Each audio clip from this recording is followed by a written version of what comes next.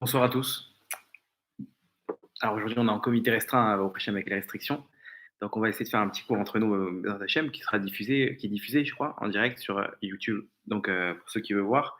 Celui qui veut voir, donc la question qu'on va essayer le sujet qu'on va essayer d'analyser ce soir, c'est quel rapport entre le coronavirus et le Mashiach. Généralement, quand il y a quelque chose de bizarre qui se passe, toujours tout de suite les rabbinim, ils se lèvent, ça y est, c'est le Mashiach, c'est le Mashiach. Il faut expliquer, il faut essayer de comprendre quel rapport. Pourquoi le coronavirus. En quoi on peut dire avec certitude, ça y est, c'est la dernière ligne droite, on y est, le Mashiach va arriver et il va surfer sur cette vague-là qui est le coronavirus pour pouvoir arriver et amener la royauté d'Hachem sur terre. Quel rapport? Quand un virus, on peut dire avec certitude que ça y est, on y est, que c'est le Mashiach. Pourquoi? Quand il y avait des guerres, quand il y avait des trucs. Ok, on va trouver des liens, des midrashim, etc.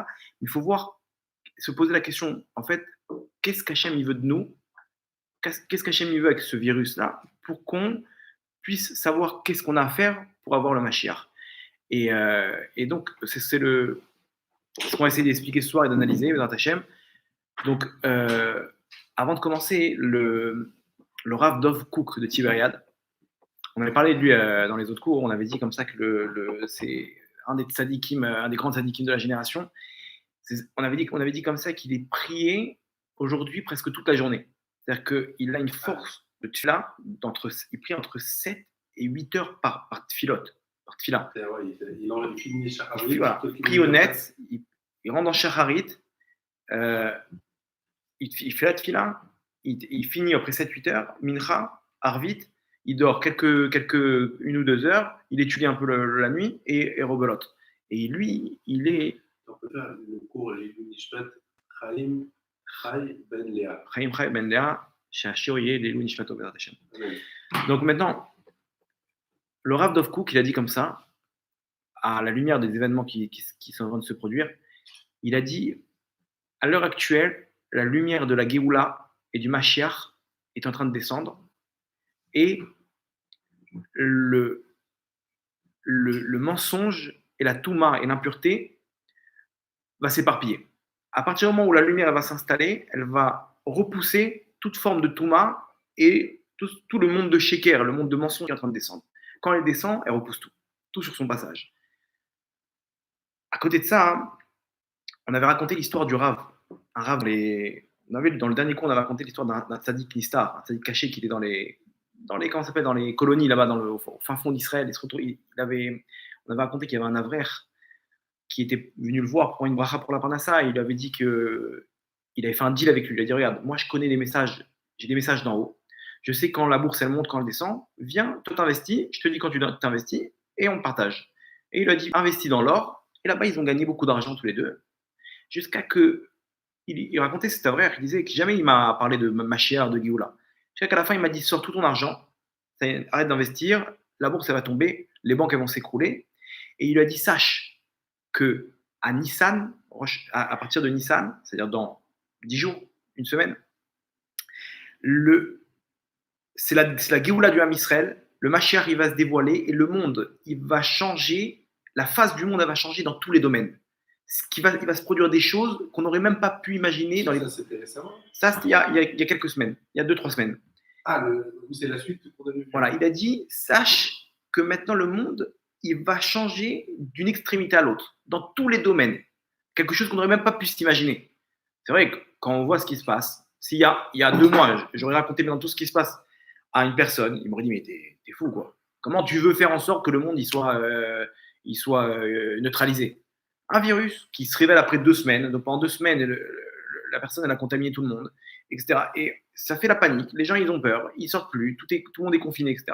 Et comme ça, les gens c'est-à-dire le monde il change. C'est-à-dire, il y a maintenant tous les domaines au niveau de l'éducation, au niveau de la médecine, au niveau de l'économie, dans tous les domaines, le monde est en train de changer. Et il rajoute comme ça, il dit, Akadosh Baruch Hu, il a décrété dans le ciel, en haut, la venue du Mashiach. Il n'y a rien à faire. On ne peut plus revenir en arrière. Le Mashiach, il va venir. Il dit comme ça, les tzadikim en haut, ils pleurent. Pourquoi? Parce que leurs petits-enfants, ils n'ont pas fait encore, tu vois. Ils veulent que tout le monde soit là. Ils supplient à Akadosh Baruch Hu, reporte encore un peu. Et ça y est, Akadosh Baruch Hu, il a décrété, on y est, c'est la dernière ligne droite, comme ça il a dit. Sache qu'en Nissan, le Mashiach, il est là. C'est la Géoula. il a rajouté que dès Rosh Chodesh Nissan, il n'y aura pas un juif dans le monde qui ne sera pas au courant que c'est la Géoula d'Israël, que c'est la délivrance d'Israël. Tout le monde sera au courant. Même le juif le plus perché, il te dira, je crois que le Mashiach, il est en train d'arriver. C'est-à-dire qu'on va arriver dans un... Aujourd'hui, on voit, les gens, ils parlent que de ça. Celui qui n'a pas compris que... Même un aveugle, il voit qu'il y a le Mashiach. Il voit qu'on est sur la dernière ligne droite, que c'est la ligne d'arrivée, elle est devant nos yeux. Mais dans ce tzaddik-là, il lui a prévenu, il a dit, sache, écoute bien ce que je te dis, en Nissan, c'est la Géoula. Donc on y est, on voit comment ça évolue, et on sait qu'on ne peut plus revenir en arrière. Comment on sait? La Gemara, elle dit, c'est intéressant parce qu'elle dit que le Mashiach, elle appelle ça, les moments de la venue du Mashiach, elle appelle ça les Chevlé Mashiach. Chevlé Mashiach, c'est les souffrances du Mashiach, ok? C'est le même terme qu'on emploie pour l'accouchement. Chevlé Leda. Chevlé. Ok, c'est le même terme. Pourquoi? Dis-moi, Issourim, il y a d'autres termes pour dire la souffrance.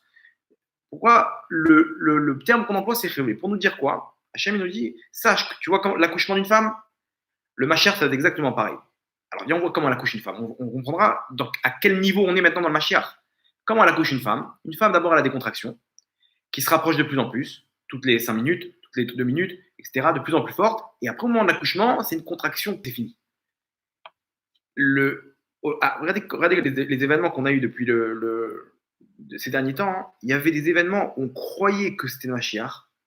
Souleymani, ils ont tué d'abord l'Iranien. On voit l'Iran, il menace d'envoyer des missiles sur Israël. Les réchauffements avec le Hezbollah, le Hamas, etc. On voit, il y a des événements où on se dit, ça y est, on y est, etc. Machin, et d'un coup, du jour au lendemain, accord de paix. L'Égypte, ils ont fait un accord entre le Hamas et Israël. Finalement, l'Iran, ils ont rien fait, ils n'ont pas riposté. Les États-Unis, ils n'ont pas un truc, machin. Bon, ça se calme. Donc c'est quoi? C'est des contractions. Aïe, hop, c'est bon, ça va mieux. Et là, comment tu te sens? C'est bon, bon, Hachem. La vie, elle continue. Après une contraction, ça s'arrête. Une contraction. Maintenant, là, c'est pas une contraction. Là, c'est pas quelque chose, on sait que ça va durer 2 semaines, et ça y est, Baruch Hashem. On entend les gens, ils sont optimistes. Ils disent non, mais ça va, faut pas s'inquiéter, ça va durer dans 2-3 semaines, c'est terminé, tout ça. Non, on voit bien que plus ça va, plus ça empire.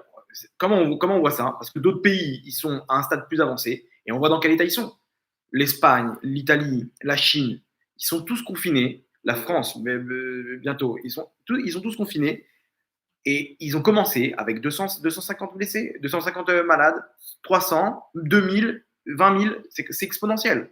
C'est exponentiel parce qu'un seul, il peut en 2 semaines, avant qu'il découvre qu'il a le virus, il a pu contaminer peut-être 300 personnes. Ces 300 personnes-là, avant qu'ils découvrent qu'ils ont le virus, ils ont pu chacun contaminer peut-être 200, 300. Donc c'est exponentiel. Ça ne s'arrête pas, à part au moment où tout le monde va être confiné. Et là, peut-être qu'on va pouvoir neutraliser tous ceux qui sont malades. Mais sinon, c'est un cas qui est très dur. C'est vraiment une épidémie.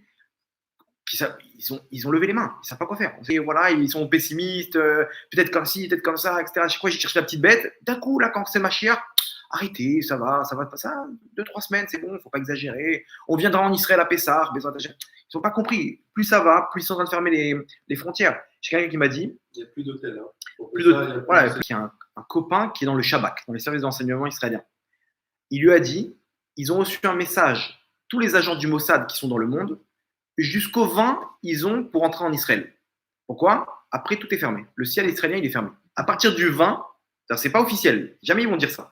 Les agents du Mossad qui sont éparpillés, une antenne à Paris, une antenne ils ont jusqu'au 20 pour terminer, pour boucler leur mission et rentrer le plus rapidement possible en Israël. Pourquoi? Parce que les frontières, elles vont être fermées hermétiquement, plus personne ne rentre, plus personne ne sort. Aujourd'hui, il y a 4 avions par jour à El Al, un aux États-Unis, Londres, je crois 2 aux États-Unis, Londres, etc. 3-4 avions comme ça, c'est tout. Et plus ça va aller, plus ça va diminuer. Ils parlent maintenant, bientôt, là, dans quelques jours, de confiner tout le monde en Israël. C'est la suite. Ils ne veulent pas faire paniquer les gens, mais c'est la suite. Et les gens, ils sont là, tranquilles. Ça va, calmons-nous, c'est bon, on va pas. Donc ici, on voit bien, il n'y a pas de retour en arrière. Il n'y a pas de retour en arrière. Quand on pose la question à un professeur, ça va bien se passer. Qu'est-ce qu'il nous répond? On ne sait pas. Généralement, comme ça, je dis à ma femme, quand des fois elle va chez le médecin, je dis regarde quand tu vois qu'elle te pose une question, regarde son visage, fais le langage des signes, le langage du visage. Si tu vois qu'elle est stressée, c'est que c'est grave. Si tu vois qu'elle n'est pas stressée, elle te dit non, ça va, pas besoin de faire des analyses, pas besoin de faire vrai, c'est que c'est bon. Selon le truc, si elle dit faut faire des analyses, ça fait peur. Pourquoi des analyses? Qu'est-ce qui se passe? Non, regarde selon son visage. Si tu vois que son visage il est détente, c'est que c'est rien. Mais si tu vois qu'elle est un peu stressée, c'est qu'elle sait que c'est quelque chose de louche. Donc, quand vous posez la question aujourd'hui à un médecin, un professeur, etc., vous voyez qu'aujourd'hui, là, j'ai entendu dans les laboratoires de recherche, ils essayent de trouver un vaccin. Le chef du laboratoire, il a été contaminé. Non, ils ne savent pas s'il a été contaminé en faisant des recherches ou s'il a été contaminé à l'extérieur. C'est catastrophe. Même ça risque d'être neutralisé. Les laboratoires de recherche, qui sont la seule chance maintenant qu'on puisse avoir un vaccin, même eux, ils disent mince, en Israël, ouais. Le chef de laboratoire d'un des laboratoires contaminé. Ça y est, quarantaine. Il a été arrêté. Il est malade du coronavirus, donc quarantaine. Ils ne savent pas. Est-ce que c'était pendant les analyses qu'il a fait? Si c'est ça, les mecs, ils vont lever les mains. Ils vont dire attends, on ne va pas prendre le risque de trouver un virus alors qu'on peut tomber malade. Ou peut-être qu'il a eu ça de l'extérieur. Ils sont en train de vérifier, de faire une enquête. Mais si c'est ça, c'est grave. Donc, on se dit quoi? Alors attends, on peut plus revenir en arrière là. Si on peut plus revenir en arrière, donc qu'est-ce qu'on déduit? Qu'on est dans la contraction finale, qui est quoi? L'accouchement. Là, on y est. On est dans l'accouchement, on est en train de pousser, et à nous d'aider Akadosh Baruch Hu à pousser. C'est-à-dire, nous, on doit crier maintenant. Regardez, qu'est-ce qu'elle fait une femme quand elle accouche? Vous avez déjà vu une femme accoucher à détente? Tranquille, elle accouche. Oui, il y a la péridurale, mais même ça, elle ressent il y a une douleur. Elle n'est pas en détente de se dire bon, bah, au prochain, je suis en train d'accoucher, tu me dis quand il sort. c'est pas comme ça. Elle est en train de créer toutes ses forces. Maintenant, nous, le Ham Israël, on doit être dans le même état. Si vous voyez quelqu'un qui est en train de prier, qui est en train de mettre les pleins gaz pour pouvoir sortir le Mashiach, pour pouvoir amener le Mashiach, c'est qu'il est dans le droit chemin. Si vous voyez quelqu'un qui est détente, c'est qu'il n'a rien compris. C'est-à-dire qu'il est à côté de ses pompes, mamache à côté de ses pompes. Aujourd'hui, on est dans une situation, selon ce qu'on a expliqué, là, il n'y a plus de contractions. Les contractions qu'il y avait avant, c'était pour prévenir. Enfin, attention, ça vient. Donc, prépare une valise. Pourquoi? Parce que quand il y aura la contraction finale, il n'y aura plus de retour en arrière. Maintenant, Hachem, il a envoyé des signaux. Préparez vos valises. Faites le plein au supermarché. Faites le plein en mitzvot. Faites le plein en mitzvot aussi. Rajoute des mitzvot, rajoute de la tzedaka, rajoute du limud Torah, etc. Et les gens, ils ont comment dire, ils ont fait il faut qu'ils fassent le plein. Dès qu'il y a la contraction, on va au Hachem, on a fait assez de mitzvot, on a bien prié, Teilim, etc. Tzedaka, on sait, ça tourne, Baruch Hashem. Avant, on va pas coucher en catastrophe. Il faut vite prendre des affaires dans ta gauche. On y est. Il y a des gens, ils vont se retrouver en train d'accoucher. Attends, t'as pas pris un pyjama? J'ai pas pris des tongs? Ah, non. Ils se retrouvent comme ça à l'hôpital. La femme va se retrouver à l'hôpital, elle n'a rien pris avec elle. Elle a un truc. Et... Donc, c'est exactement le même cas. Ici, Akadosh Baruch Hu, il a fait comment ça s'appelle? Un scénario où l'accouchement du Mashiach, la venue du Mashiach, elle va se passer avec des signes pour nous prévenir. Ça arrive. Et là, on y est. Il n'y a plus de retour en arrière. C'est la contraction finale pour l'accouchement du Mashiach. C'est-à-dire qu'on c'est la fin. C'est la dernière ligne droite. On y est. On va expliquer quel rapport avec le coronavirus. C'est toujours le sujet l'analyse du sujet de ce soir. À côté de ça, alors regardez, si les professeurs ils sont inquiets, ils doivent avoir du côté des rabbinim. Est-ce que les rabbinim ils sont inquiets ou pas? Alors, on voit ce qui se passe. Ils ont monté un hélicoptère avec des Mekoubalim. Vous avez vu ça? Ouais. Ils ont fait le tour d'Israël. Alors, c'est quoi? Qu'est-ce qu'ils ont fait? Ils ont fait le tikkun de Rabbi Yehuda Taya. C'est un tikkun, en fait, ils font des hakafot, des tours autour d'Israël, pour pouvoir en fait faire descendre la force du mal qui est dans les mondes d'en haut, qui représente spirituellement et géographiquement dans les mondes d'en haut, Eretz Israël. Là-bas, il y a des forces du mal qui sont présentes. Quand on fait des hakafot, on les repousse.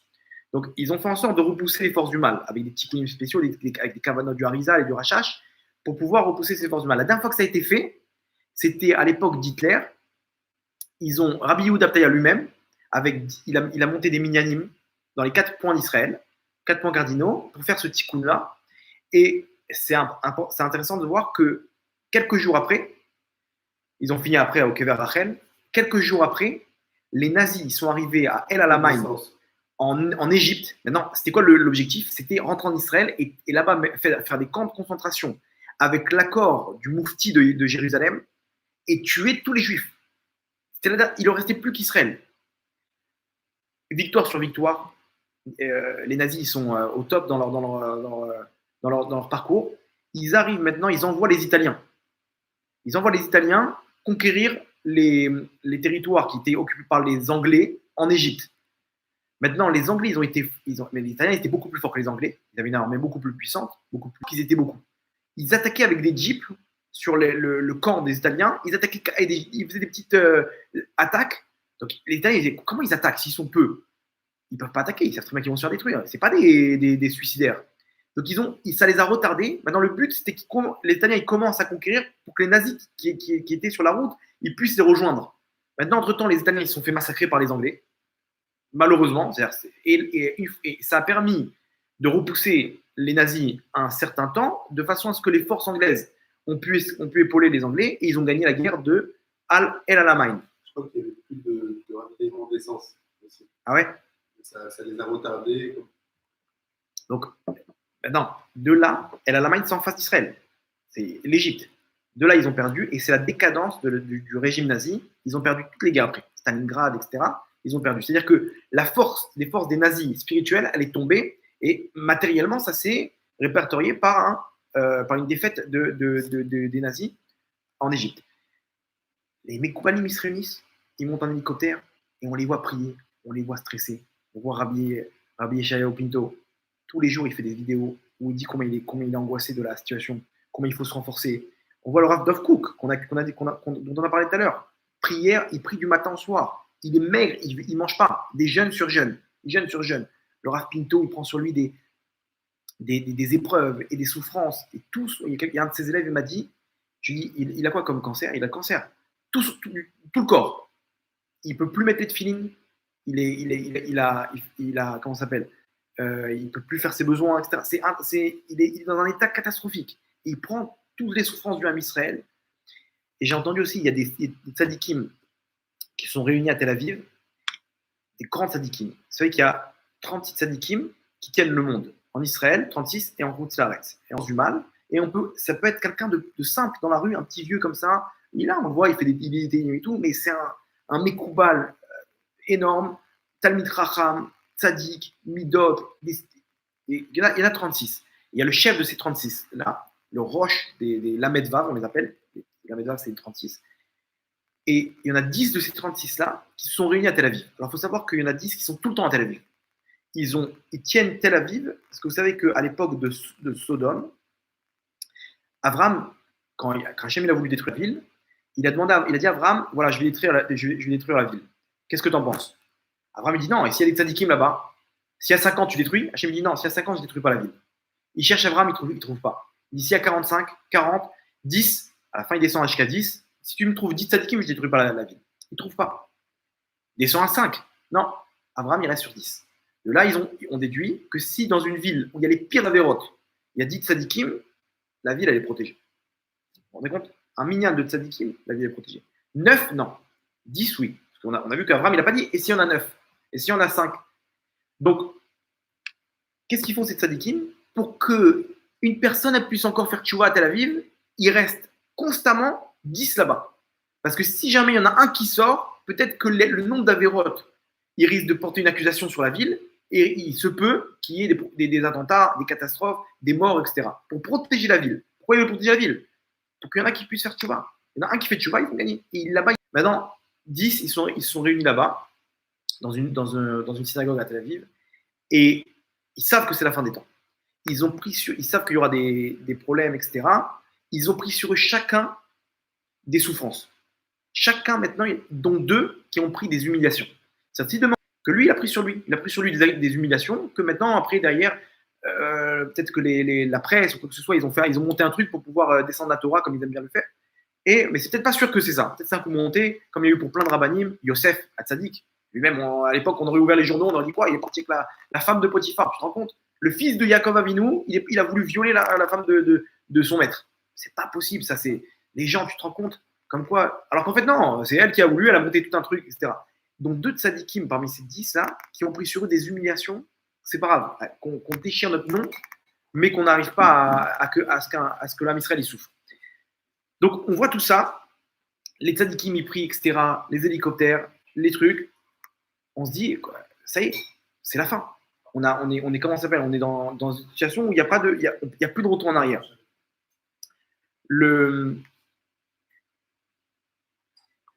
Maintenant, il reste à expliquer donc le lien. Le lien, il est comme ça. Ok, on a dit c'est le Mashiach, on voit, qu'est-ce qu'Hachem il fait? Une épidémie, coronavirus. Et comme ça, on a l'impression qu'Hachem il va ramener la Géoula, on voit bien la panique dans lequel on se trouve, dans lequel le monde il se trouve.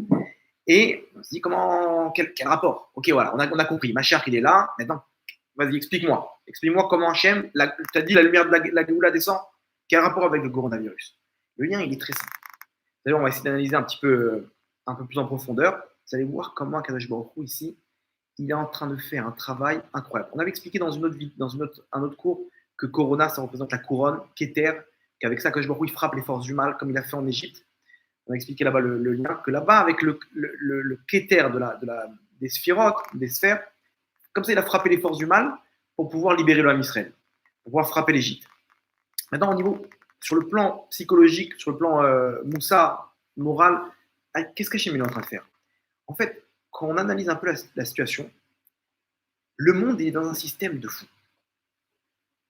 Une personne, elle grandit, elle se dit, putain, mais non, on va faire un parcours comme ça d'une personne classique dans la société, elle se dit, elle rentre à l'école, elle voit les devoirs, machin, elle voit les élèves qui sont au-dessus, qui sont dans les classes au-dessus, elle se dit, ouais, comment je serais heureux quand je serais à leur place? Je serais le grand de l'école, celui qui arrive en premier à la cantine, celui qui true s'il y a des bagarres, des machins, etc. Ah, les grands et les petits, il y a quand même il arrive dans les grandes classes. Après, il a le bac à passer. Donc, il dit, ouais, je serai l'homme le plus heureux du monde quand j'aurai mon bac. Enfin, le bac, il travaille pendant 2 ans, la première, la terminale, etc. Il a son bac, il est comme un fou. Et après, d'un coup, il s'inscrit en médecine ou en avocat, etc. Et il dit, il me faut mon diplôme. Quand je serai médecin, j'imagine avec la blouse blanche là, les infirmières autour de moi, quel kiff. Je vais rentrer comme ça, on me pose la question, qu'est-ce que tu fais comme métier? Je suis médecin, je suis dentiste. Ah ouais, je suis avocat. Donc il s'imagine maintenant, il faut que je sois avocat, il faut que je sois médecin. Quand j'aurai mon diplôme, c'est dans 7-8 ans, je serai l'homme le plus heureux du monde. Et il bombarde, et il étudie, etc. Mais 2 secondes, tu n'es pas heureux, tu as eu le bac. Bon, ça y est, on a fait la fête pendant 2 jours, 3 jours. Après, un autre objectif, il devient médecin. Il devient médecin, il est là, il se dit, attends, maintenant, il faut que je fasse de l'argent. Il faut que j'ouvre mon cabinet, il commence à monter un plan, et les trucs, les consultations, etc., les voitures, il commence, maintenant, il faut que j'achète ma maison. Quand j'aurai ma maison, je serai au top. Et comme ça, il se bat, il fait des crédits, il arrive à avoir sa maison, sa voiture, il faut que je me marie. Quand je serai marié, je vais trouver ma femme, ouais, je serai l'homme le plus heureux du monde. Et il cherche, et une première aventure, une deuxième aventure, et après, enfin, il tombe sur sa femme, et après, il se marie, il prend un coup de poil après 2 semaines. C'est pas possible. On ne sera jamais heureux. Quand j'aurai des enfants, je serai l'homme le plus heureux du monde. Après 1 an, 2 ans comme ça, il prend son bébé entre les mains, à la Brit Mila. Je suis l'homme le plus heureux du monde. Et après, les couches, les machins, les médecins, les vomis, les trucs, les biberons, etc. C'est pas possible, ça n'arrête pas. Quand ils grandiront, quand il va grandir, je pourrai jouer avec lui. Je serai l'homme le plus heureux. Quand il se mariera, et quand j'aurai ma deuxième maison, et quand je pourrai partir en vacances, une personne, elle vit dans un système où elle vit en fait d'une station à l'autre. En fait, c'est comme un film tout noir avec des instants de lumière. Et la personne, elle vit d'un événement à l'autre. Mais en fait, au fond, elle n'est jamais heureuse, cette personne.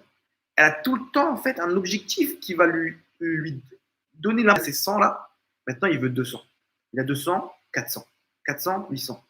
Alors quoi, ça ne s'arrête jamais. Une personne, elle cherche le bonheur, elle ne le trouvera jamais. Pourquoi? Parce que la société, c'est une société de consommation où on te pousse à consommer d'autres choses. On te vend des choses, etc. De façon à ce que tu cours derrière du bluff que la société t'a vendu pour pouvoir croire que tu vas être heureux. Mais regardez maintenant la société aux États-Unis, la personne, elle veut devenir une star d'Hollywood ou ou un chanteur hard rock, etc. Il va courir, c'est un autre système. Lui, c'est pas devenir médecin, c'est devenir chirurgien plastique, c'est devenir, je sais pas, une star d'Hollywood, faire du business. En Israël, c'est quoi? Être dans la high-tech. Moi, je vais être dans le cyber, je vais être Katsina à l'armée. Il va se retrouver au Brésil, il va être, comment dire, footballeur professionnel. C'est son objectif. C'est-à-dire maintenant, il va construire selon cet objectif-là. Et Stam, Ronaldinho, par exemple, qui jouait dans les favelas au Brésil, quand il est devenu, maintenant, son objectif de devenir footballeur. Il est devenu footballeur, il a touché ses premiers millions, je crois que ça l'a rendu heureux. Au début, il a commencé à dépenser, il a commencé à kiffer, etc. Il est resté à la fin le même vide à l'intérieur. Triste, dans la routine du monde, Maintenant, il a 3-4 maisons. Il n'y a plus rien. Il joue au tennis là-bas avec la machine qui tire les balles tout seul. La piscine, il en a marre. Et quoi, tu me disais, quand on jouait avec une balle en papier, tu me disais, moi, quand je serais footballeur, je toucherais mes premiers dollars, alors, je serais là le plus heureux du monde. Et pourtant, rien du tout. Le mec, je sais pas, en Inde, son rêve, c'est d'avoir sa vache à lui, sa propre vache. Tu crois qu'il va être heureux quand il va avoir sa vache? Choum d'avar, rien du tout. La personne, elle court derrière un monde imaginaire. Ça dépend où il a grandi, qu'on lui vend, ça dépend de la société dans laquelle il se trouve. Et il est dans une course contre la montre pour pouvoir arriver à remplir, à mettre des V sur les conditions que la société lui demande de remplir. D'avoir un diplôme, d'avoir un bon métier, telle voiture, telle fringue, etc. Ça, c'est le monde d'aujourd'hui. Tout le monde est dans ce monde-là plus ou moins enraciné. Ce monde-là, dans la Torah, on appelle ça Mitzrayim. Mitzrayim, c'est un monde dans lequel on t'occupe, comme en Égypte. La Géoula finale, elle sera à l'image de ce qu'il y a eu en Égypte. Comme en Égypte, là-bas, la personne était dans ses briques. Et là, attends, il faut que je ramène la paille pour pouvoir truc, l'eau, le ciment, les briques. Attends, mince, j'ai pas fait assez de trucs, etc. Le mec, il est dans un monde qu'on lui a vendu. Vite, les pyramides, les machins. Qu'est-ce qui t'arrive? Il y a d'autres choses à faire. Moshe, il est arrivé, ils ont dit, laisse-nous tranquille, là. Tu nous empêches de travailler. Imaginez-vous le mec. Regarde le Mashiach, il est là. Tu rigoles, il y a la Ligue des Champions ce soir. Qu'est-ce que tu me racontes? Il y a PSG Dortmund. Qu'est-ce qui t'arrive? On peut pas. Mais non, mais il faut venir en Israël. Mais je peux pas. J'ai une croisière qui m'attend la semaine prochaine. Il faut que je demande à mon patron. Putain, mais il y a le Beth Amidash. Mais je sais pas. Je demande à mon patron. Je te promets rien. Aujourd'hui, Hachem, il a trouvé un scénario. Il a brisé le système. D'un coup, le mec, il se réveille. Il se dit, mais attends, j'étais où jusqu'à maintenant? Imaginez-vous, la personne, c'est un pilote d'avion de ligne. Où ça? À Elal. D'un coup, on ne le voit plus pareil. Ça veut dire qu'il était pilote d'avion de chasse à l'armée. Il a piloté des F-16, des F-15. Il a peut-être bombardé des cibles en Syrie ou en pilote d'avion de ligne à Elal. Aujourd'hui, ce mec, il vaut 0. C'est-à-dire quoi? Toute ma vie, j'ai couru derrière du 0. Toute ma vie, j'ai couru derrière du bluff, derrière du vide, derrière de l'imaginaire. La personne, elle ne se rend pas compte de ça. Elle est prise dans un engrenage où elle ne comprend rien. Elle est en train de courir, et jamais elle pourra comprendre ce qui se passe dans ce monde. Qu'Hachem, il n'a pas créé tout ça pour qu'on se connecte à notre travail, à notre diplôme, à notre nom, à notre réputation, notre poste. Ça, c'est un moyen pour se rapprocher d'Hachem. Aujourd'hui, les gens, ils en ont fait un but. Alors, Hachem, il est en train de faire du tri. Comment Hachem, il fait? Il nous réveille. Il arrête d'un coup, il arrête le système. Il y avait quelqu'un qui racontait comme ça, quelqu'un qui est mort clinique. Il racontait comment, donc il dit la douleur, je vois mon corps comme ça, je vois mon corps en bas, les pompiers qui sont en train d'essayer de réanimer le corps, et je me vois d'en haut, je sais que je suis mort. Je vois les gens en train de pleurer autour de moi, il passe un accident de moto, il a fait, je ne sais plus quoi. Et il dit, bon, après, il a pu revenir, etc. Il raconte, il dit, la pire des douleurs, c'est quoi? C'est de me dire, mais 2 secondes, j'étais en train de devenir patron de mon entreprise, j'étais en train de monter mon entreprise, j'étais en train d'acheter ma maison, j'avais des projets, je devais partir en vacances. Il était attaché, enraciné dans la société, d'un coup, on lui enlève, il n'y a plus rien. Il dit, quelle douleur de se dire que j'ai investi dans du vent, dans quelque chose qui est un mirage. Ça n'existe pas. J'ai mis toutes mes forces, tout mon argent, toute mon énergie, tout mon temps, et il s'est dit, j'ai rien fait de ma vie. Je suis un zéro fini. Alors que si maintenant, on remet sa neshama dans son corps, c'est quelqu'un d'important. Il monte une entreprise, il a telle voiture, telle... Mais dès qu'on sort la neshama, il ne faut rien. Hachem, il n'a pas besoin de sortir la neshama. Hachem, maintenant, il est en train de montrer à la personne, Adkan. Maintenant, on va arrêter ce système. Mitzrayim, Hachem, de la manière qu'il a cassé l'Égypte là-bas, comment il a cassé l'Égypte? Il y a eu l'enterrement de Paro. Paro, il a été enterré, il y a eu un jour de vacances. Là-bas, pendant un jour, ils ont dit, mais qu'est-ce qu'on fiche? Qu'est-ce qu'on fiche, Ribono Shalolam? On est les petits-fils de Yaakov Avinu, on est en train de taper des briques. Un homme, il faut qu'il se rende compte de se dire, quoi, mais je suis petit-fils d'Abraham, Yitzhak, Yaakov. Je suis en train de taper des briques. On doit avoir une part à ça, on doit nourrir sa famille, mais de faire de ça le but, alors que Hachem a prévu l'éternité. un salaire pour l'éternité dans ce monde-là, dans le monde futur. Et moi, je suis en train de dire, 2 secondes, il y a plus important. Qu'est-ce qu'il y a de plus important? Je suis en pleine construction, là. Tu fais quoi? Un mur. C'est exactement ça. La personne, elle construit du bluff. Elle ne va pas emporter son argent après 120 ans. Rien du tout. Hachem, il arrête tout. Et de là, on comprend le Teilim. Shira malot Shivat Sion Ainuke Cholmim. Au moment où Hachem il va ramener le Shivat Sion, ok, Ainu Cholmim. Quand il va ramener la Géoula, on va être comme des Cholmim, c'est des rêveurs. Alors, c'est quoi au début, on pensait que c'était quoi le sens? Parce qu'on va se dire, ouais, c'était tellement dur cette galoute, mais on va tout oublier. L'exil, il était dur, etc. On va tout oublier quand il y aura le Mashiach. Ça y est, la délivrance. C'est pas ça. Aujourd'hui, on comprend c'est quoi la signification. C'est quoi la signification? Quand Hachem il a ramené le Mashiach, il a stoppé tous nos rêves. Là, on est dans un rêve, un énorme rêve où la personne, elle passe d'une étape à l'autre. Hachem, il a stoppé tout. Et d'un coup, Aïnouk et Cholmim. Ah, on était comme d'un coup, je me réveille. Quoi, il y a un but dans ce monde. Il y a un Dieu. On va être délivré. Que je me retrouve, il va mettre fin à toutes ces épreuves, toutes ces galères. Plus besoin de guerre, plus besoin de travailler, plus besoin de tomber malade, d'aller chez le médecin, du tout. C'est la délivrance finale que chaque tzaddik qui rêvait de ce moment-là, le moment où Akadosh Baruch Hu sera roi, et c'est tous les plaisirs du monde, depuis la création des temps jusqu'à la fin, depuis la création du monde jusqu'à la fin des temps, à côté d'un instant dans le Olam Haba, ça vaut rien. Tous ces plaisirs-là, ça vaut rien à côté un instant. Koratroir.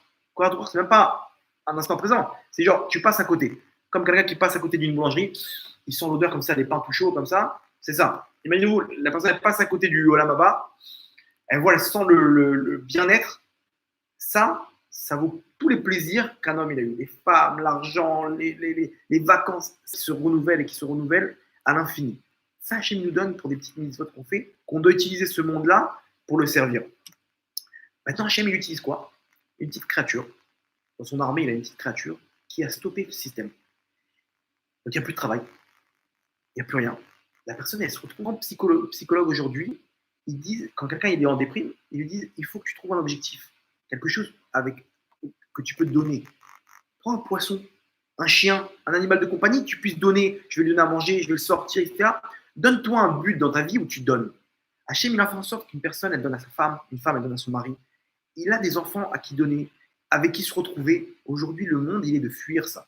Il rentre chez lui, WhatsApp, tac, tac, tac, tac. Tu vois, des fois, les gens, ils sont au restaurant, limite, je crois qu'ils se parlent par WhatsApp. Ils rentrent chez lui, il n'est plus là. Il est avec son WhatsApp. T'as vu, I24, là, ils ont dit que machin. Mais lâche ton téléphone, rentre un petit peu, parle avec ta femme, échange, donne, qu'est-ce qu'il y a, les trucs, donne la simra des enfants, etc. Une personne a oublié tout ça. Les gens, ils ont oublié toutes ces valeurs-là. Ils ne sont plus là. Il n'y a plus de partage. Le seul partage, c'est par. Je t'envoie un mail. Je te tiens au courant par mail. Et elle est là, ta femme, parle-lui. Je sais pas, j'ai un peu. Ça m'a saoulé un petit peu d'échanger. Il faut écouter, il faut truc. Les gens, alors c'est ça le bonheur. Le bonheur, c'est quand tu donnes. Quelqu'un, on lui donne 1000 shekels, on lui distribue. Comment il va se sentir? Ouais, j'ai fait kiffer une famille, je leur ai donné de quoi acheter Shabbat, etc. Il se sent bien. Quelqu'un, il a été à un cours de Torah, il s'est construit, il a compris qui il est, d'où il vient, sa neshama, d'où elle vient, etc. Il kiffe, il sort, il a envie de manger le monde. Il se sent bien. C'est quoi? La neshama. La neshama, elle aime donner. Ouais, toute la Torah, c'est que des dons. Le corps, il aime prendre. Le corps, il est fini. Donc, il aime prendre. Donc, le plaisir, il est fini aussi. Il est limité. La neshama, elle est infinie. Quand elle donne, elle réalise son besoin. Le bonheur, il est infini. Et une personne, elle se sent bien. Elle donne, elle partage avec ses enfants. Prenez n'importe quel enfant aujourd'hui. Le père, il va lui poser la question quand il sera grand. Il dit, dis-moi les meilleurs moments de ta vie. Qu'est-ce qu'il va dire, enfant? Les meilleurs moments, papa, c'était quand on allait se promener, toi et moi, à la pêche. On discutait, on rigolait. Quand maman allait éplucher les pommes de terre là-bas Shabbat et elle chantait une chanson. Et quand des instants gratos.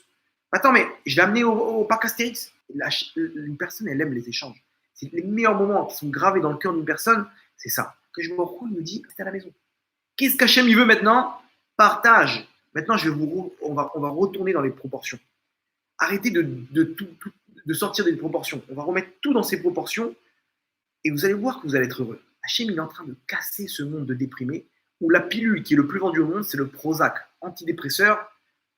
Dans le monde, dans la génération où il y a le plus de matérialité, La pilule qui est la plus consommée, c'est le Prozac. Comment c'est possible? Les gens, ils sont déprimés. Pourquoi? Parce qu'ils ont oublié les valeurs. Hachim, il est en train de mettre les vraies valeurs. On voit aujourd'hui aussi, d'un coup, les gens, ils deviennent humbles. Il y a plus de... Le mec, c'est un professeur. D'un coup, il fait plus le malin. Avant, à l'époque, t'inquiète pas, je sais quoi faire, je gère. Aujourd'hui, les gens, d'un coup, ils sont devenus humbles. Il n'y a plus d'orgueil. La personne, elle est milliardaire, ça ne vaut plus rien. Du monde du Sheker, la lumière de la Géoula, elle est en train de d'éparpiller tout. Comment? Avec un virus. Hachem, il est en train de casser toutes les formes de... Aïnou Kecholmim, on se réveille d'un rêve et la personne, elle commence à se remettre dans les proportions. Hier soir, j'étais à un mariage, mon cousin, je profite de souhaiter Mazal Tov, David et Keren. Mariage incroyable. Alors, vous savez, les restrictions, 10 personnes, pas plus. Le mariage, il devait être mardi. Donc, à l'époque, il y avait restriction de 100 personnes. On a pu jongler. Ils ont reporté au lendemain pour pouvoir faire 130 personnes, genre 2 salles, garçons-filles, comme ça. Et pour pouvoir faire 130 personnes, c'était prévu au mercredi. Entre-temps, il y a eu les restrictions samedi soir. 10 personnes, pas plus de 10 personnes. Comment on fait les mariages? Il n'y a plus de mariage. Moi, je me suis dit dans ma tête, ça va être annulé. Effectivement, annulé. Le mariage est annulé. Dimanche, donc hier, mon père, il m'appelle, il me dit, ce soir, c'est le mariage. Pourquoi? Le Rav, il leur a dit que peut-être qu'ils vont fermer tout. Même un minyan, on ne pourra plus trouver. Venons, on se marie ce soir. Mais comment on se marie ce soir? Ils ont organisé, écoutez bien, en 2 heures, un mariage. Traiteur, ils ont appelé, t'es libre ce soir, hop, traiteur, il est arrivé, il a amené des petits fours, des machins, etc., des desserts. Ils ont fait une table royale. Décorateurs, ils ont fait là-bas, dans un penthouse à Beit Vegan, un grand penthouse avec une grande terrasse. Ils ont fait là-bas une salle de mariage. Roupa, fleurs, etc. Ils ont une beauté, le truc. Coiffeuse, maquilleuse, les trucs, machin. On se retrouve maintenant. T'as plus de 10 personnes. Dans 10 personnes, dans la salle où le khatan était 10 personnes, les copines dans une autre salle, 10 filles, etc. Tous regroupés comme ça, on devait être 60-70. Et le mariage commence. Il y avait 2 mecs de la sécurité qui étaient là pour surveiller. Le mariage, il commence. Maintenant, donc, on est là pour... Bon, il y a eu des débordements, 12-13, quoi. C'était pas... mais dès qu'il y a eu des débordements, les mecs de la sécurité, ils venaient, désolé, retournez dans le salon, vous ne pouvez pas sortir, machin. Ils étaient là pour encadrer. Parce que l'amende, si c'est pas respecté, c'est 5 000 shekels d'amende par personne en plus. Imaginez-vous. Maintenant, le mariage, il commence. La roupa, incroyable. Incroyable, j'ai jamais vu ça. Le mariage, il commence. On commence à danser. À Kadosh Baruch Hu, il soulevait les personnes. J'ai jamais vu une simra aussi grande de toute ma vie. On était maintenant, c'est quoi le truc? C'est qu'il y en a qui rentraient et il y en a qui sortaient pour pouvoir danser avec le khatan akala. Ils ont fermé les rideaux là-bas, ça fait une méritza entre le salon et le truc. Il y avait les filles d'un côté, les hommes de l'autre, du voisin. Alors, et ça rentrait, ça sortait, etc. Tout le monde dansait, il y avait tout le temps 10 personnes comme ça. Jusqu'à qu'à la fin, je me retourne, je vois tous les balcons, les gens en train de danser dans les balcons. C'est-à-dire que maintenant, de l'extérieur, les gens, ils ont une simra incroyable. Il y avait Hachem, il était là. On n'était pas 10, on était 11. Il y avait Hachem là-bas qui portait tout le monde. Les gens, c'était limite, on sentait là, il n'y avait plus de problème. Hachem, il était là. Quand Hachem, il est là, il y a la bracha. C'était netto un mariage pour Hachem. Donc, Hachem, il était là à 100%. Les mariages d'aujourd'hui, ce n'est pas 100% pour Hachem. Il y a 100%, il y a un petit pourcentage pour le foie gras, il y a un petit pourcentage pour comment elle habille telle personne, quel brushing elle a fait, etc., quelle chaussure elle a mis, le photographe, le truc, les machins, les cadeaux. Et bon, Hachem, il a demandé aussi qu'on se marie. Et là, c'était un mariage à l'ancienne. C'était que le mariage. Il n'y a rien d'autre. Rien d'autre. Le mariage, il n'y a pas de tménique de attends, on va sortir les papillons au moment où la mariée va passer, qui vont se rentrer dans les cheveux de la mariée avec les feux d'artifice au moment où il va éclater le verre. Arrêtez, ils ont perdu les proportions, les gens. Aujourd'hui, hier, c'était un mariage. À la fin, même les mecs de la sécurité dansaient dans le mariage, pour vous dire. Même les mecs de la sécurité, ils étaient en train de danser une simra énorme. Les gens, ils étaient heureux, ils étaient bien. Jusqu'à maintenant, là, j'ai une simra à l'intérieur de moi. Un mariage, j'ai jamais vu ça de ma vie. De tous les mariages où j'ai été, une simra intense. Il y avait à la fin 60-70 personnes qui se tournaient comme ça. Il y avait des petits débordements et tout, mais c'était incroyable. Les gens, d'un coup, ils reprennent les proportions. On est parti en cacahuète. On est devenus des cocos. Voilà, ils vont faire comme ça. Et pour tout ça, pourquoi? Parce que la société, elle exige des conditions pour remplir les conditions. Elles sont en train de faire faillite. Les boîtes de nuit, elles sont fermées à Tel Aviv. Plus rien. Mais tout ce qui est Averot, c'est fermé. Maintenant, tout ce qui est Torah, etc., c'est encore là. Le mec, il est chez lui, il continue à étudier. Les collèges, ils sont en train de se fermer, etc. La personne, elle continue à étudier. Il peut pas, celui que la boîte de nuit, elle est fermée, il ne peut pas danser chez lui tout seul. Ça y est, plus d'Averot. Aller voir une fille, attends, peut-être qu'elle est contaminée. Non, il m'a dit, moi, je ne sors plus maintenant dans les endroits, trucs, parce que si je suis contaminé, ils vont dévoiler tous les endroits dans lesquels j'ai été. D'un coup, là, il y a Tchamaïm. D'un coup, il a de la Tchamaïm. Quoi, et Hachem, il ne sait pas où tu as été. Regarde, incroyable. La personne, elle se retrouve avec de la Tchamaïm. Elle fait attention à chacun de ses pas. Faire attention où aller, etc. Hachem, il est en train de terminer. J'ai vu comme ça le Ramchal, il dit, à la Géoula finale, il est dans le livre Mahamar Géoula, à la Géoula finale, Akadosh Baruch Hu, il va détruire les forces du mal pour que c'est comme un arbre qui est entouré de ronces. Hachem, il va déraciner les ronces et l'arbre, il va. Tsemar David, on appelle ça Tsemar, c'est une plante. Hachem, il va faire pousser la Géoula directement. Une fois que les forces du mal elles sont neutralisées, la Géoula va se faire. Et effectivement, aujourd'hui, vous allez ressentir le ciel, il va de plus en plus, l'air, il va de plus en plus se purifier. Il y a beaucoup moins d'Averot, beaucoup moins de Touma. L'air, il se purifie et une personne va se rapprocher d'Hachem. Automatiquement, une personne va se rapprocher d'Hachem. J'ai fait un cours la semaine dernière avec des jeunes. Attends, c'est un cours qu'on fait tous les mercredis soirs, de 7h à 8h. Les mecs, ils ne bougent pas d'un millimètre. La semaine dernière, je leur dis, mais regardez, les cours, etc. Vous ne voyez pas que c'est Mashiach? Bon, vas-y, explique-nous. Alors, je leur fais les signes. Regardez, comme ça, et comme ci, etc. Je leur montre tous les trucs. En plein milieu, il se lève et dit, je peux plus entendre ça. Qu'est-ce que je dois faire pour faire tchouva? Dites-moi. Il a fait tchouva à la Macom, il s'est levé, il a dit, j'efface mon Instagram. J'efface tout de suite. Je prends sur ma petite site. Il y en a un autre qui s'est levé, il a dit, moi, c'est fini mon téléphone. Il y en a un, il est rentré chez lui. Il s'est dit, je vais effacer mon Instagram, etc. Je sais que je vais remettre après 2-3 jours. Il a jeté son téléphone par la fenêtre. Moi, je vais me pourrir les yeux maintenant. Il a balancé son iPhone par la fenêtre. Imaginez-vous de quoi on parle. La Touma, elle est terminée.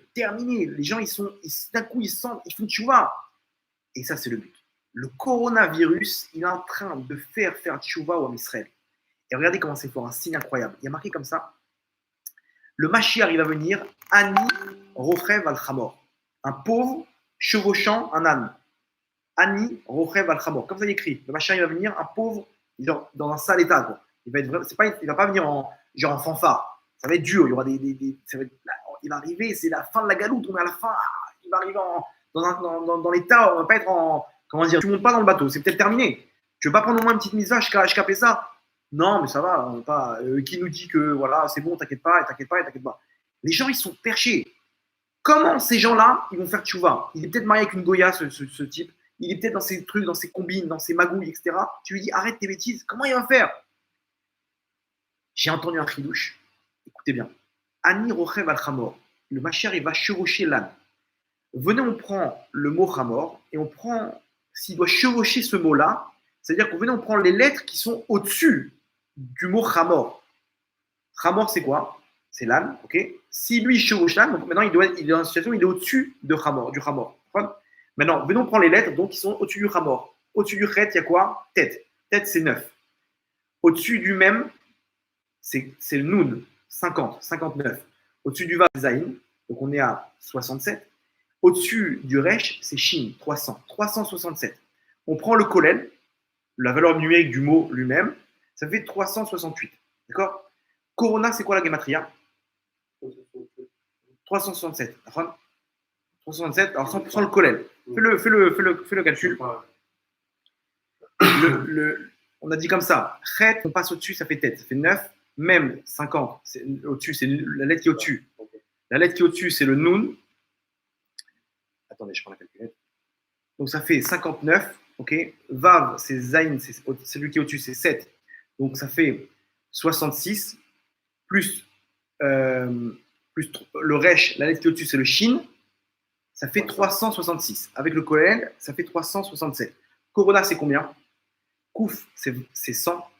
Vav, c'est 6. Resh, c'est 200. Ça fait 306. Plus encore Vav, 312. Et Noun, 50. 362. Plus le He à la fin. On met un He à la fin. 5. 367. Le Mashiach, Tous qui se sont fixés dans un monde de Sheker, la lumière de la Géoula, elle va éparpiller tout ça. Ani Rochev al-Hamor, il va chevaucher sur le Hamor, c'est-à-dire les lettres qui sont sur le Hamor, qui est Corona.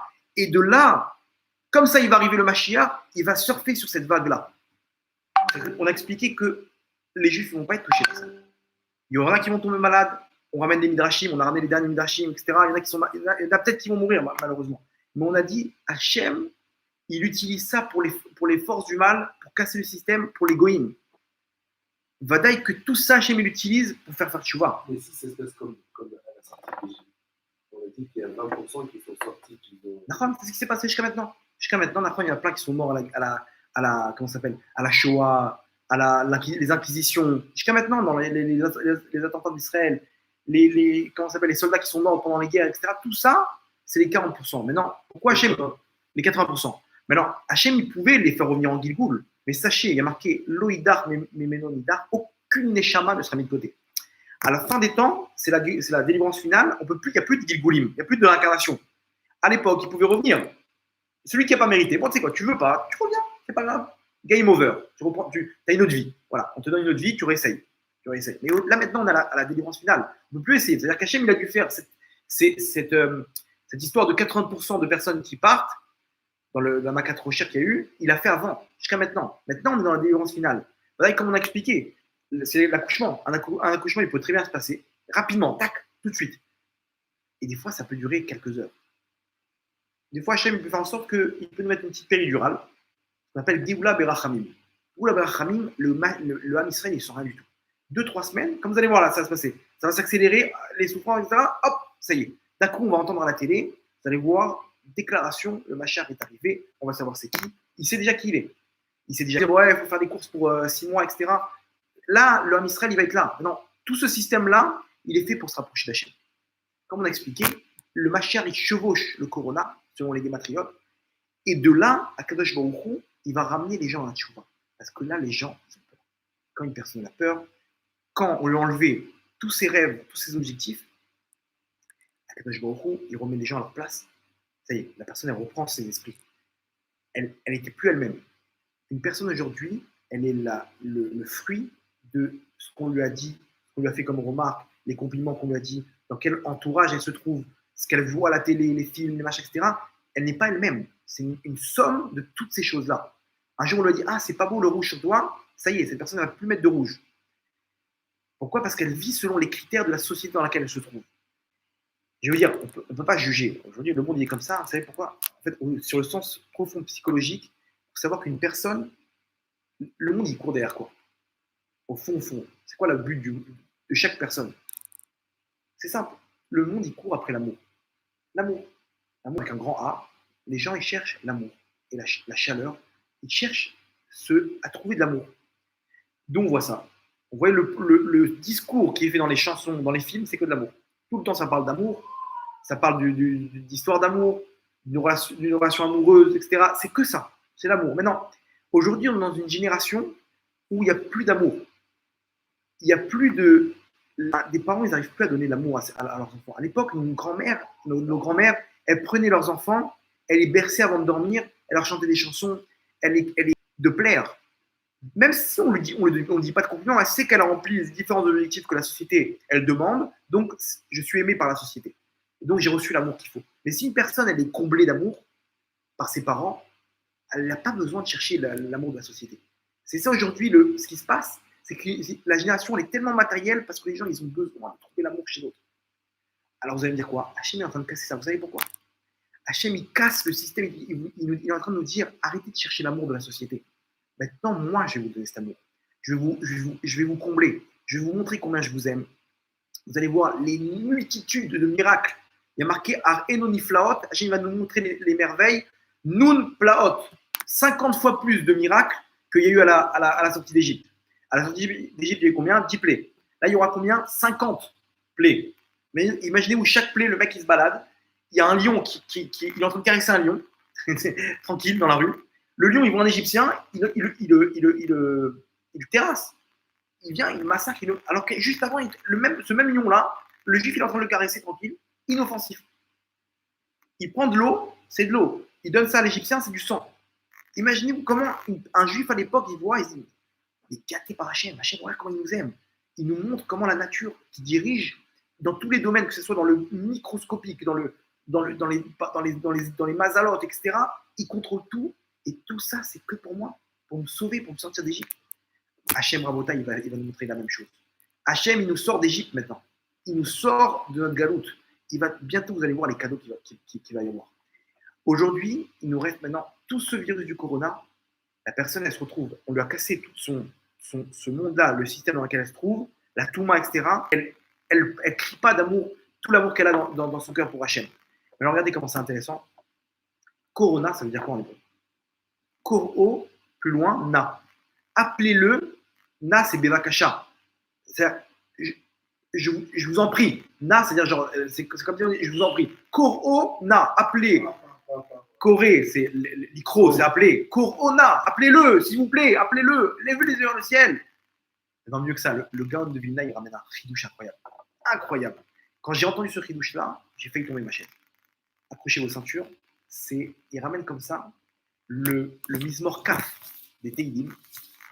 L'Anatzer, Mizmor les David. Yanra Hashem Beyam Tsara.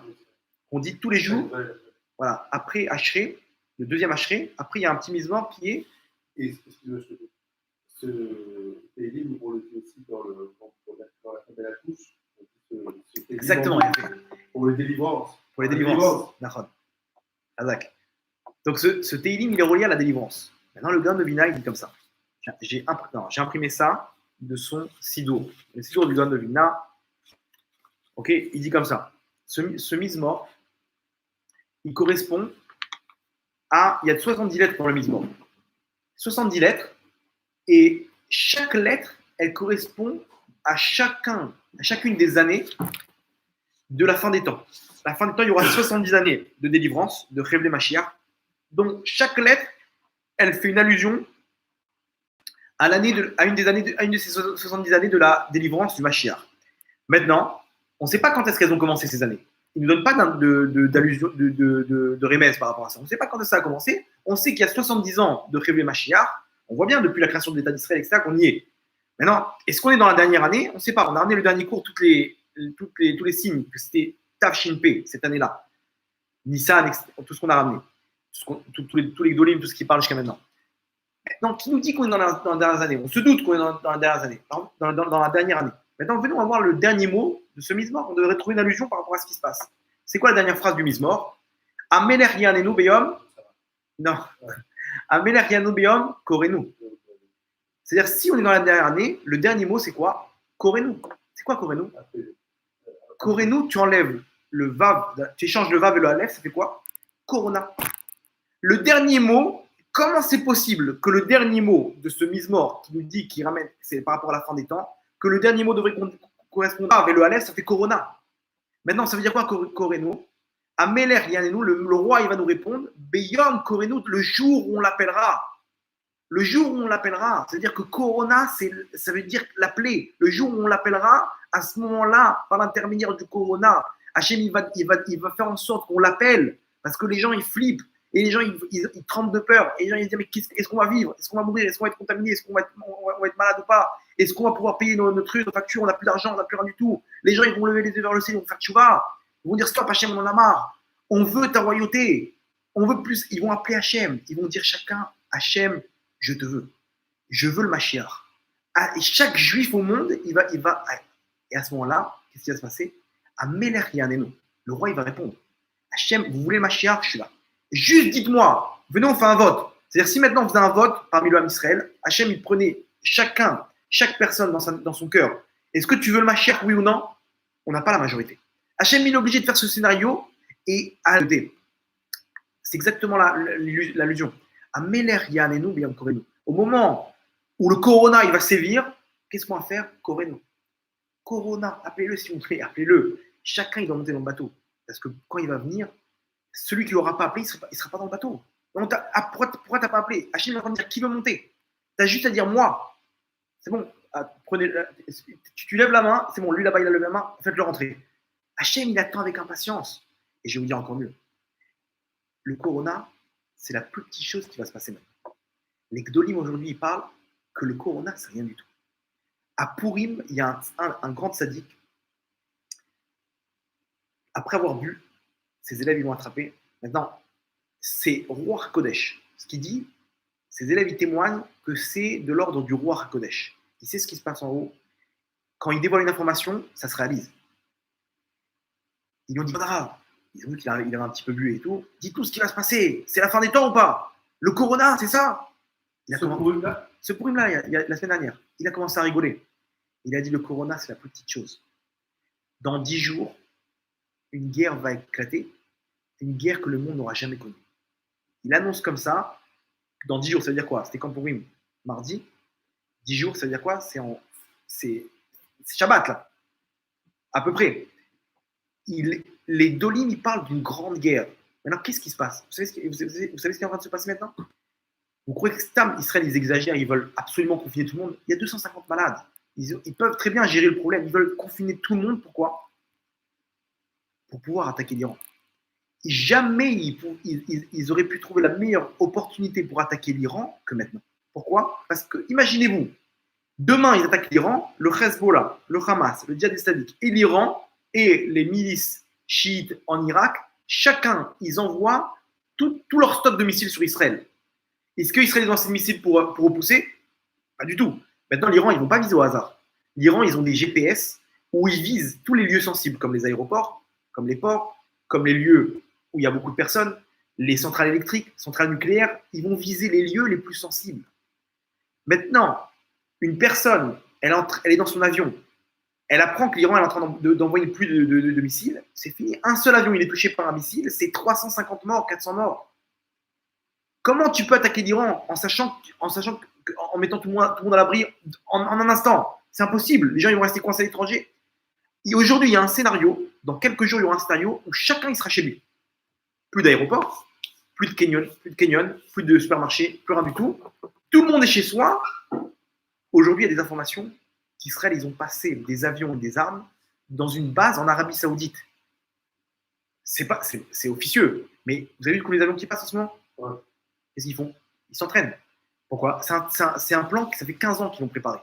Ils sont ultra entraînés, ils savent exactement quel point frapper en Iran. Ils ont préparé ça avec les États-Unis. Aux États-Unis, ils ont amené des porte-avions. Ils ont placé des avions dans les bases en Irak. Israël, ils ont des avions en Israël. Ils ont des missiles qui sont prêts à partir. Ils ont des sous-marins qui sont postés. Et maintenant, ils ont placé des avions et des milliers de missiles en Arabie Saoudite. C'est secret. Personne n'est au courant de ça. Pourquoi? Parce que s'ils apprennent que l'Arabie Saoudite ils accueillent les avions d'Israël, ça va faire scandale chez les pays arabes. Pourquoi? L'Arabie Saoudite, ça les arrange. Ils sont ennemis de l'Iran. Comme ça, Israël, ils peuvent faire des allers-retours tranquilles. Ils sont à 2 pas. Parce que faire des allers-retours entre Israël et l'Iran, c'est pas simple. Et Israël, ils ont des missiles anti-bunkers, etc. Maintenant, demain, ils attaquent. Le Hezbollah, ils envoient toute la sauce. Le Hamas, Hadera. Il a dit qu'il va se passer 3 choses dans les prochains jours. Premièrement, il se peut que le gouvernement il soit monté par la gauche. C'est ce qui est en train de se passer maintenant. Gantz est en train de monter un gouvernement avec les Arabes. Incroyable. Les Arabes, ils vont diriger l'État d'Israël. Tout ça pour devenir Premier ministre et pour descendre Netanyahou, il est prêt à monter un gouvernement avec des Arabes. Ça veut dire, qui dit arabe dit plus d'État juif, plus de guerre avec le Hamas. Attention, si vous attaquez, on sort il n'y a plus de gouvernement. Plus de guerre avec l'Iran. On ne peut plus se défendre. Les Palestiniens, ils vont avoir des autorisations pour des trucs, des machins. Ça va être le plan de Trump à la poubelle, n'importe quoi. Tout ça pour prendre le pouvoir. Il est prêt à vendre l'État d'Israël, Gantz, et la gauche pour pouvoir prendre le pouvoir. Imaginez où on arrivait. Il dit première chose, 3 choses. Gantz, la gauche, il risque de prendre le pouvoir. C'est pas sûr. C'est une xéra qui est dans le ciel. Deuxième chose, la Corée du Nord, ils vont entrer dans une guerre nucléaire. Troisième chose, il dit comme ça dans les prochains jours, Bachar el-Assad, il va se faire couper la tête. Pas un missile, pas une balle, il va se faire couper la tête. Vous allez voir que Bachar el-Assad, il va mourir. Comment? Il va se faire couper la tête. Et si Bachar el-Assad, il tombe, il y a un midrash qui dit que ils sont tombés en Libye, en Irak, la Syrie, il ne bouge pas. Bachar el-Assad, dans les prochains jours, on va voir si ça se réalise, vous êtes chaîne, mais c'est une guerre qui se prépare terrible. Dernière chose, je ne sais pas si vous avez entendu, le ministère des Affaires étrangères en Chine a envoyé un message officiel aux États-Unis. Nous voulons des explications selon les informations qu'on a reçues, selon lesquelles vous nous avez envoyé le virus Corona, vous nous avez infiltré le virus en Chine. La Chine ont des informations comme quoi c'est les États-Unis qui leur envoient le virus. C'est un message officiel où ils demandent des explications aux États-Unis. Si les États-Unis ne savent pas quoi répondre, ça peut partir en guerre nucléaire en un instant. C'est-à-dire qu'ici, on est à une étape où, Chas Shalom, il peut y avoir une guerre terrible. Sans compter ce qu'on a parlé sur l'étoile, il y a une planète qui se dirige maintenant, qui va passer entre la Terre et le Soleil. Ça, personne n'en parle pour pas faire paniquer les gens. Ils ont commencé à en parler. Ils ont commencé à en parler. Ils disent que c'est loin, ça a des millions de kilomètres. Ouais, mais le problème, c'est que comment la nature aujourd'hui, elle part en cacahuète à cause de ça. Le monde devient fou. Il y a des choses, des catastrophes naturelles que le monde n'a jamais connues. Parce que c'est l'influence de cette planète-là qui se rapproche, qui embrouille tout, qui dérègle le système. Maintenant, le problème, c'est qu'elle peut être accompagnée de millions de météorites qui sont attirés par cette étoile qui est plus grande que la Terre, je crois. Et comme ça, il dit, le président, la semaine dernière, c'est passé aux informations, en Iran, il dit, vous avez peur du corona, mais nous, on a peur de cette étoile qui est en train de se diriger à toute vitesse vers la Terre. Comme ça, il a annoncé. Nous, on voit maintenant ce qui se passe avec nos satellites.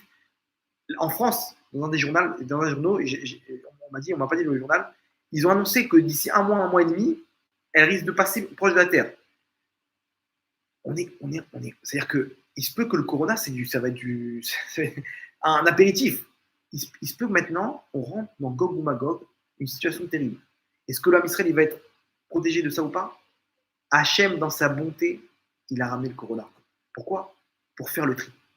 Faites tchouva, priez, levez les yeux vers le ciel. Faire tchouva, c'est pas devenir Baba Salé. Faire tchouva, c'est dire la chouva Hachem, c'est revenir vers Hachem, vers Dieu. C'est quand tu dis je reviens vers toi, Hachem, quand la personne elle se retrouve toute seule avec elle-même, elle commence à lever les yeux vers le ciel, elle commence à oublier son travail, son poste, son nom, sa réputation, ses ambiances, etc. Et d'un coup, elle se rapproche d'Hachem et dit Hachem, j'ai envie de rentrer à la maison, j'en ai marre de tout ça. Je veux, toi, tu règnes dans ce monde-là. J'en ai marre de toutes ces bêtises-là. Je suis vide de l'intérieur. Je kiffe pas. J'ai rien de tout ça. Ça m'apporte rien. On te veut toi, Hachem. Quand les gens ils vont commencer à prier, etc., ils vont l'appeler Geoula Berachamim. C'est-à-dire qu'Hachem, en fait, il a fait tout ça, toute cette histoire de Corona. Pourquoi? Pour qu'on puisse supplier à Kadosh Baruch Hu et qu'Hachem, maintenant, ils disent aux forces du mal, quand ils vont accuser, ils vont dire Hachem, détruis ton peuple. Regarde combien ils font des fautes, combien ils méritent eux de sortir en délivrance. Ils méritent que tu leur ramènes le Mashiach et le Beth Amikdash. Hachem, il leur dit maintenant à ses accusateurs, il leur dit venez voir mes enfants. Regardez maintenant quand il n'y a pas toute cette mal, toute cette impureté, toute cette bulle dans laquelle il se trouve, de ce monde de fou dans lequel il se trouve, tout ce système-là. Regardez un juif vers où il se dirige. Automatiquement, il se dirige vers Hachem. C'est-à-dire qu'en fait, tout ce qu'un juif aujourd'hui fait des avérotes, c'est parce qu'il est pris dans son Yitzhara. Il est pris dans son système. Mais si on lui enlève tout ça, un juif, il est pur. Il fait tchouva et il se rapproche d'Hachem. Donc maintenant, Hachem est en train de montrer aux forces du mal. Vous voyez, vous avez dit du mal de mes enfants. Mes enfants, c'est des Rishaïm. Regardez ce qu'ils font. Dès qu'on leur enlève toutes ces bêtises-là, d'un coup, ils lèvent les yeux vers le ciel. C'est exactement le but de ça. Pourquoi? Pour qu'à la fin des temps, maintenant, dans les guerres, etc., pas un seul cheveu du Ham Israël va tomber. Pas un seul cheveu du Ham Israël va tomber par terre. Peu importe où ils se trouvent. D'ailleurs, en Israël, ils seront aux premières loges. C'est quoi la différence entre ceux qui sont en Israël et ceux qui sont en dehors d'Israël? En Israël, c'est les premières loges. En Israël, c'est Vadaï que, ici, regardez, les Békourim qui tournent autour d'Israël, etc., il y a une protection supérieure. On voit que l'Israël, c'est un pays où il n'y a pas eu encore un seul mort, Baruch Hashem. Et il y en a un qui était malade dans l'état grave, c'était un arabe. On voit qu'il y a une protection spéciale. Et que ça risque de créer des problèmes. Pourquoi? Parce que les gens ils vont se dire, comment eux, ils n'ont pas de mort? Nous, on a 3000 morts, 25 000 contaminés, et eux, ils n'ont rien. Comment c'est 250 contaminés seulement? Il y a un problème, ça va créer une haine. Maintenant, c'est sûr qu'en France, dans les pays du monde, etc., ils n'ont pas cette protection, ils ont une protection indirecte d'Hachem. Mais si une personne, elle prie, elle aime le ciel, elle monte dans le bateau. Peu importe qu'elle se trouve en Espagne, en France, aux îles Canaries ou à Tombouctou, elle sera protégée par Hachem parce que ce monde-là, il appartient à Hachem. C'est lui le patron et c'est lui qui dirige ce monde-là. Maintenant, c'est sûr qu'une personne qui se trouve en Israël, dans le palais du roi, elle a plus de chances de faire tchouva plus rapidement parce qu'elle est proche d'Hachem que quelqu'un qui est en France. Mais ici, on a compris que tout dépend de la tchouva. Tout dépend de c'est quoi tchouva? Revenir vers Hachem. Maintenant, une personne, il faut qu'elle revienne vers Hachem. Il faut qu'elle dise Hachem, j'ai tourné toutes ces années, mais c'est toi que je veux. Une personne, Corona, appelez-le.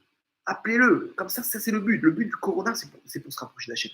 Hachem, il est en train de briser les méritzot, les barrières qui nous séparent de lui pour arriver jusqu'à lui. Et c'est là, on y est. À Botaï, c'est la fin des temps. Le Mashiach, c'est une question de jour, il va se dévoiler. Ce qui va se passer maintenant, ça ne va pas se calmer. Ça va faire que s'accélérer. Pourquoi? Pour qu'Hachem puisse chercher que tout le monde monte dans le bateau. Maintenant, si une personne n'est pas encore dans le bateau, il faut qu'elle prenne ces informations-là et qu'elle le diffuse au maximum. Dire aux gens, Rabota, le Mashiach, il est là.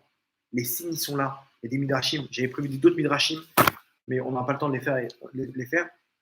Mais, comment dire, c'est simple. Tous les rabbinim parlent de ça. Aujourd'hui, on n'a pas dit Stam, le monde il est en ébullition, etc. Donc c'est Mashiach. On a dit pourquoi maintenant, chaque chose qui se passe aujourd'hui, ça vient ramener le Mashiach. C'est lié. Le lien, il est direct. C'est exactement pour ramener le Mashiach. Même un aveugle aujourd'hui voit que c'est venu le Mashiach. Il faut diffuser ça, que chaque personne, elle prenne sur elle d'aller voir, de parler à sa famille, de parler à ses proches, de leur dire, et si Mashiach il vient maintenant? Au moins, je capais ça. Ribono Shel Olam. Prends sur toi pour qu'on se retrouve à rien qu'à penser. Regardez ce monde dans lequel on se trouve. Akadosh Baruch Hu, maintenant, il va nous faire des cadeaux. Il va nous faire des cadeaux. À nous de faire des cadeaux, c'est Hachem. Je vous dis, Akadosh Baruch Hu, il va faire des cadeaux. Un juif, il sera fier d'être juif. Les goïms, ils vont supplier les juifs. Je t'en supplie, laisse-moi rentrer chez toi. Je vais être protégé par ces catastrophes. Laisse-moi rentrer laisse-moi sur le palier. Laisse-moi sur le palier, je sais que je serai protégé. Il va attraper un juif comme ça, il ne va pas le lâcher parce qu'il sait qu'un juif il sera protégé d'Hachem. Un juif, il lui arrivera rien. Il y aura des guerres nucléaires, des guerres mondiales, etc. Un juif, il lui arrivera rien, il sera protégé. Protection d'Hachem. Et même si à la fin il se retourne contre Israël, Hachem, c'est le moment où il va se dévoiler. Et là, ça sera trop tard. Celui qui n'est pas monté dans le bateau, quoi, ça y est, maintenant. Ah, pardon, Hachem, c'est bon, tu t'es dévoilé, je suis là, je monte dans le bateau. C'est fini. C'est fini. Akadosh Baruch Hu, maintenant, toute cette histoire de Corona, c'est pour ça.